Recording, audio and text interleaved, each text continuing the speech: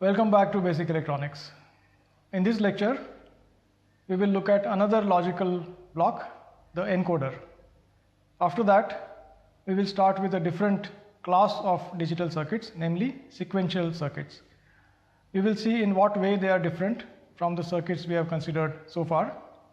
We will take up the most basic block of sequential circuits, that is the latch. Okay, let us begin. Let us discuss encoders now. We have m inputs, A0, A1 up to AM minus 1, and n outputs, O0, O1 up to On minus 1.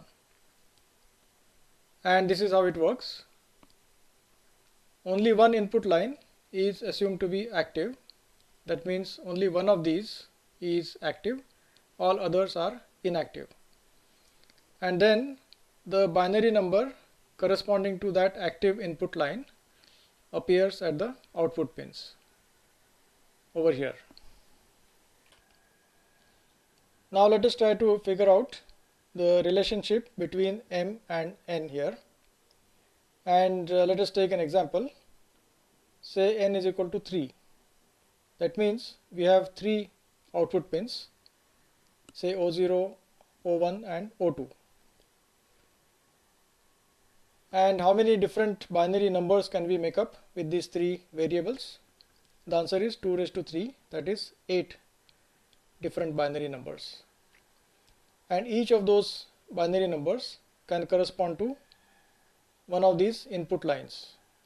So therefore we can have a maximum of 2 raised to 3 or 8 input lines.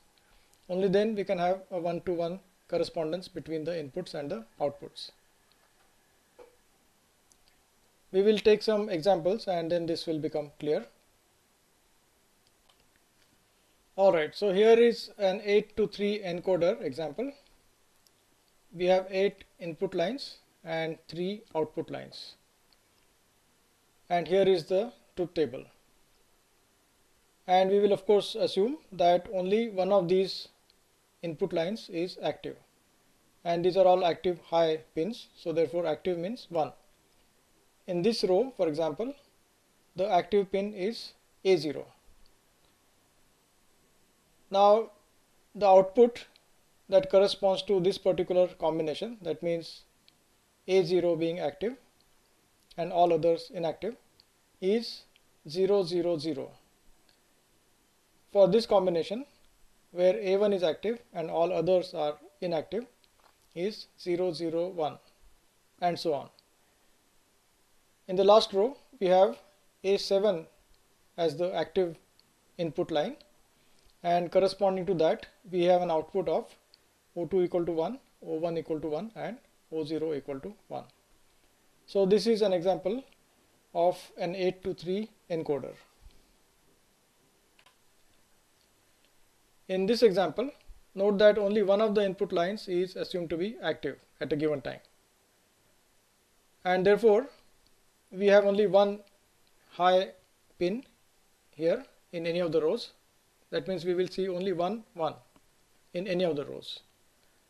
The question that arises is, what if 2 input lines become simultaneously active? Now to handle that situation, we have something called priority encoders, in which a priority is assigned to each of the input lines, and then that is used to decide the output if 2 pins or more than 2 pins become simultaneously active. Let us look at an example of this. Here is the 74147 decimal to BCD priority encoder. We have 9 input pins, A1 bar, A2 bar up to A9 bar, and these are active low as indicated by these circles. We have 4 output pins, O0 bar, O1 bar, O2 bar, O3 bar, and these are also active low. Here is the truth table, and let us now look at these rows one by one. In the first row, all input pins are 1, that means inactive, and all output pins are also 1, that means inactive. So this output number corresponds to the binary number 0000. Alright, let's come to the second row. In the second row, A9 bar is low, that means active, and there are these don't cares in all other columns. That means it doesn't really matter what these are, and A9 bar will be given a priority. So this input pin is active, and the corresponding output pins are 0, 1, 1, 0, and since the output pins are active low, this number actually corresponds to the binary number 1001, and that is decimal 9. So there is a correspondence between which pin is active here and the corresponding binary number here. Let us note that in all subsequent rows here, A9 bar has been shown as inactive, and that is because it has the highest priority. And if this was 0 anywhere, then it would not matter what all these other entries are, and the output would then be this one. Alright, now let us take this row. Here A8 bar is active, and the corresponding output is 0111, which is the binary number 1000 or decimal 8. Similarly, when A7 bar is active, we will find that the output corresponds to the binary number 0111, that is decimal 7, and so on. So let us summarize. Note that the higher input lines get priority over the lower ones. That means A9 bar gets priority over all these others. A8 bar gets priority over A7 bar, A6 bar up to A1 bar, and so on. For example, A7 bar gets priority over A1 bar, A2 bar, A3 bar, A4 bar, A5 bar, and A6 bar. If A7 bar is active, that is low, the binary output is 1000, that is 0111 inverted bit by bit, and that corresponds to decimal 7, and that is irrespective of all of these other input pins. So the lower input lines therefore are shown as don't care conditions. Digital circuits can be broadly classified into two types: one, combinatorial circuits, and two, sequential circuits. We now want to discuss sequential circuits, but first let us make a few important points. The circuits we have seen so far, gates, multiplexer, demultiplexer, encoders, decoders, are all combinatorial in nature. That is, the output depends only on the present values of the inputs and not on the past values. For example, let us consider a multiplexer. Now the present value of the output for a multiplexer will only depend on the current or present values of the input lines and the present or current values of the select lines. And it really does not matter what happened in the past, what values these input lines or select lines had in the past. That simply does not matter. So that is a feature of all combinatorial circuits. On the other hand, in sequential circuits, the state of the circuit is crucial in determining the output values. For a given input combination, a sequential circuit may produce different output values depending on its previous state, and we will see several examples of that. So for a sequential circuit, two things are important. One, the present values of all its inputs, and two, the state of the circuit. Now what is the meaning of state? That we will see as we go along. In other words, a sequential circuit has a memory of its past state, whereas a combinatorial circuit has no memory, and that is the big difference between the two. And finally, sequential circuits together with combinatorial circuits make it possible to build several useful applications such as counters, registers, arithmetic logic unit or ALU, going all the way to microprocessors. Alright, so here is a simple sequential circuit, and it's called a NAND latch. NAND because it uses NAND gates, and latch, we will see why it is called a latch. It's also called RS latch, and the meaning of this terminology will also become clear very soon. Alright, so here are two NAND gates, gate 1, gate 2. Two inputs, A going to the first gate, B going to the second gate. And the second input of the first gate is coming from the output of the second gate, like that. And the second input of the second gate is coming from the output of the first gate. So our inputs are A and B, and the outputs are X1 and X2. And now we want to prepare a table of the inputs and the outputs. Let us start with A equal to 1 and B equal to 0. So we have 1 here and 0 here. And we don't know what the other input of this gate is yet. But we do know that if this is 0, then X2 is going to be 1, because any one input of a NAND gate being 0 implies that the output must be 1. So we can say that X2 is 1. And now we come back to this gate. Its first input is 1 and this second input is also 1. And we know therefore that X1 must be the NAND of A and X2, and that is 1 and 1, and bar of that is of course 0, like that. So when we have A equal to 1 and B equal to 0, we have X1 equal to 0, X2 equal to 1. So that entry is now completed. Alright, next let us take A equal to 0 and B equal to 1. So this is 0 and this is 1, and by the same logic X1 would now be equal to 1 and X2 would be NAND of 1 and 1, that is 0. So that is the second entry. A equal to 0, B equal to 1, X1 is equal to 1 and X2 is equal to 0. Now let us consider A equal to B equal to 1. So 1 here, 1 here. And now X1 is A X2 bar, A X2, and of that, and then the not of that, so A X2 bar, that is X2 bar because A is 1.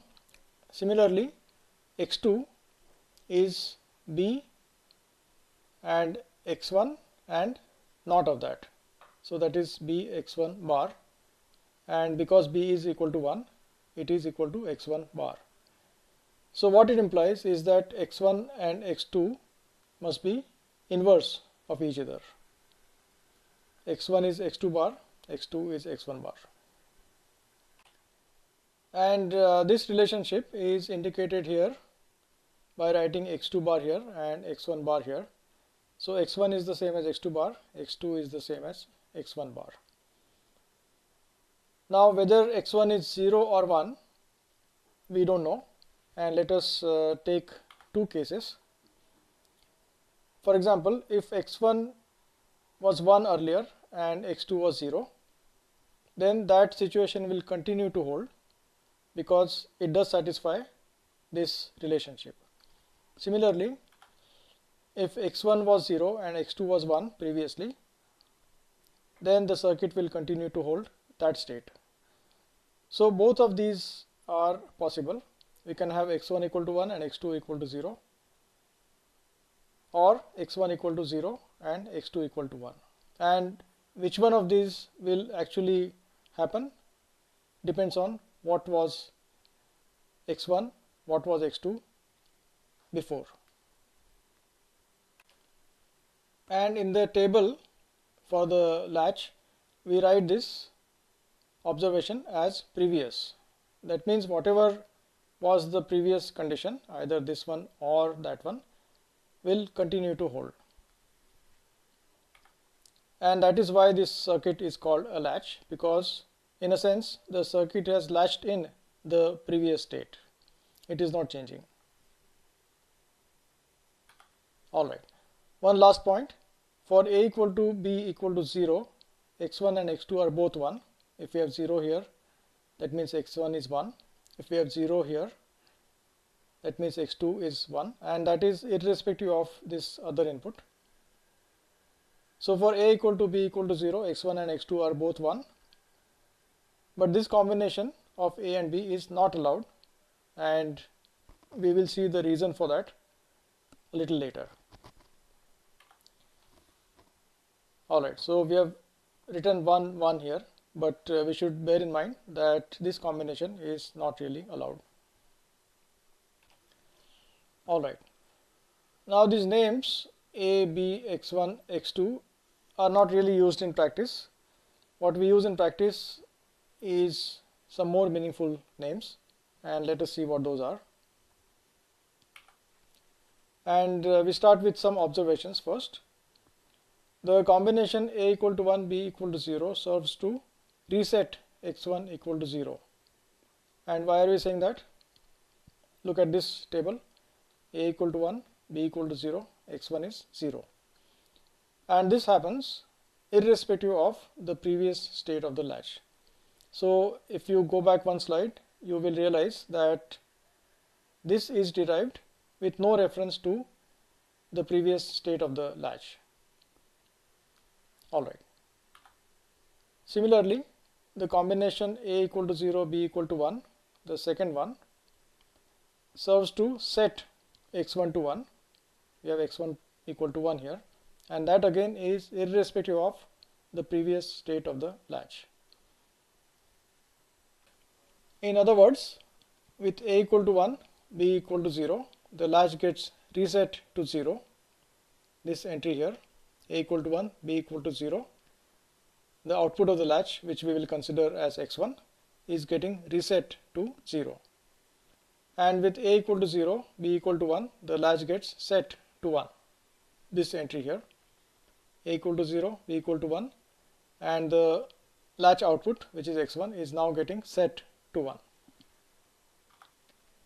So the a input therefore is called the reset or R input, because when this a is active or 1, then the latch is getting reset. The latch output is getting reset to 0. And b is called the set or S input of the latch. When b is 1 or active, the latch output is getting set to 1. The latch output x1 is denoted by q, and x2 is denoted by q bar.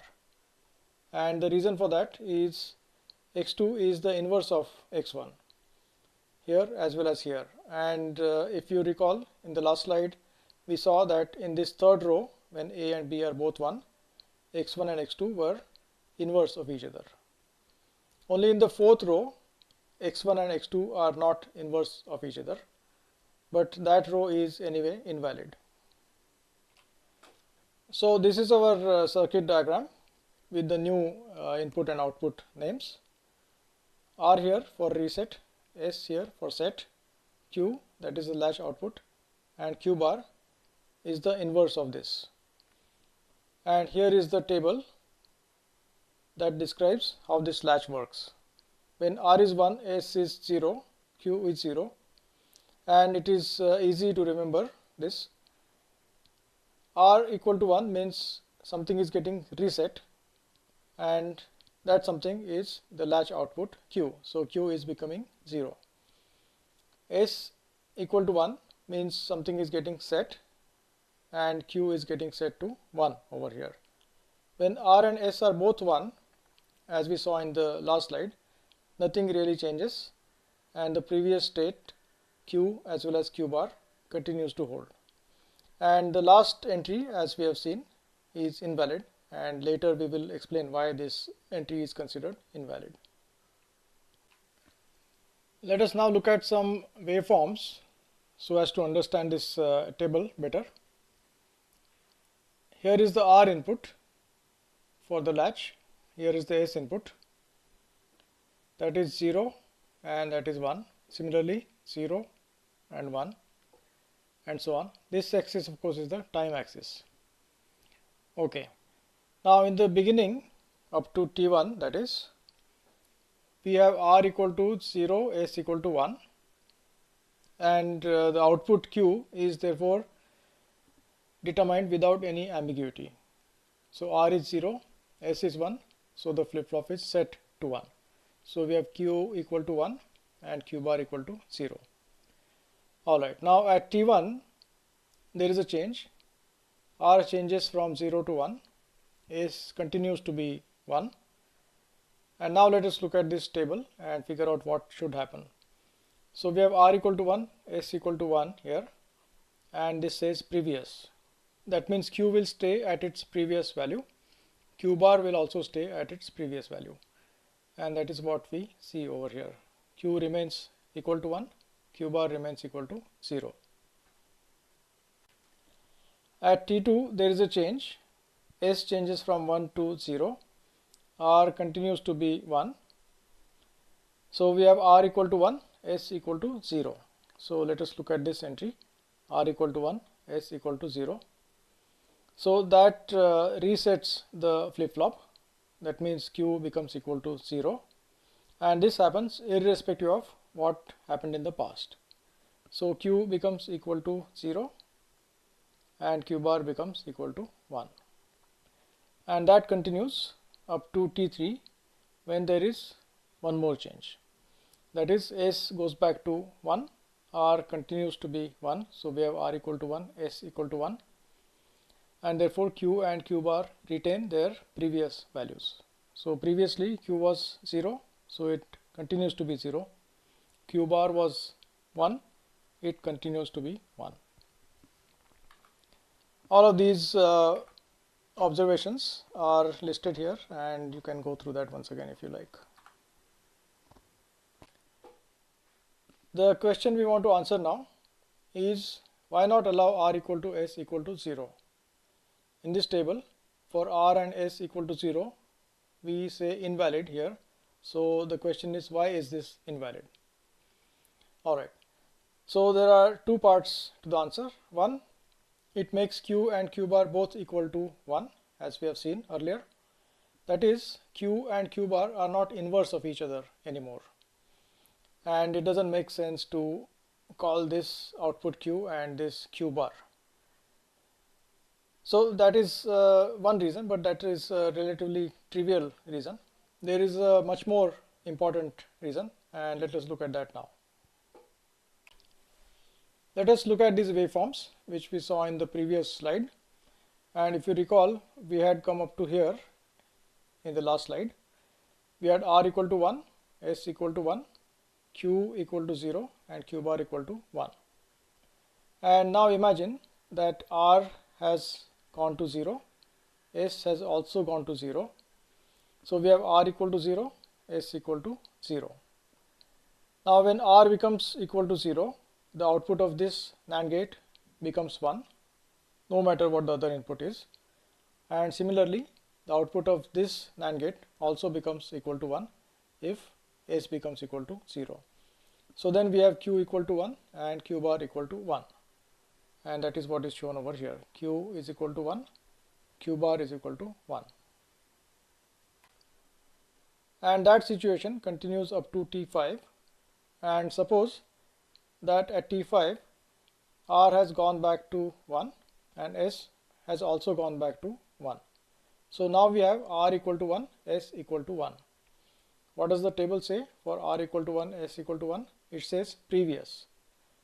Now the question is, which previous value? Is it Q equal to 1 or is it Q bar equal to 1? And there is a question mark here. What happens in real life is that depending on the delays of these two gates, the latch will finally settle down to either Q equal to 0 or Q equal to 1. That means Q equal to 0 and Q bar equal to 1, or q equal to 1 and q bar equal to 0.